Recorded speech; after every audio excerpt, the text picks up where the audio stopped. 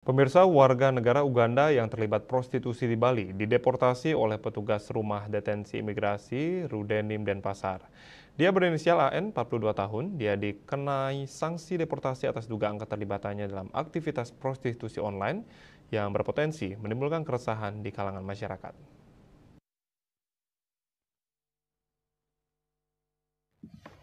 AN pertama kali datang ke Indonesia pada 2019 dan mengajukan status pencari suaka yang berlaku hingga November 2024. Selama tinggal di Indonesia, AN ngekos di kawasan Legian Kuta.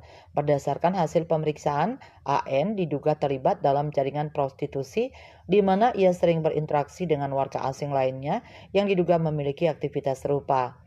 AN sempat menyebarkan video pengawasan keimigrasian di Bali terkait kasus prostitusi online WNA kepada teman WNA lain yang diduga bagian dari jaringan tersebut. Selain itu, AN juga sering mengirimkan foto-foto vulgarnya ke seorang WN Australia yang ia sebut sebagai kekasihnya dan kerap dibiayai hidupnya selama di Bali oleh pacarnya tersebut. Kepala Rudenim Denpasar Gede Dudi Duwita menjelaskan AN diduga menggunakan status pencari suaka untuk menghindari pengawasan, namun aktivitasnya tetap menimbulkan keresahan di masyarakat setempat. Sebelumnya, AN ditangkap bersama WNA lainnya dalam operasi pengawasan orang asing. Dalam operasi yang digelar pada 7 hingga 9 Oktober 2024, tim berfokus melakukan patroli pengawasan di kawasan Kuta.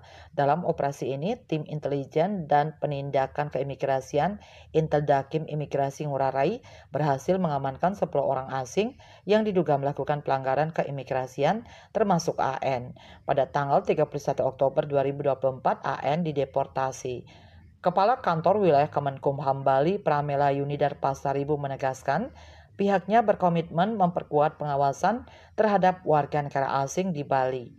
Miase Bali Post melaporkan.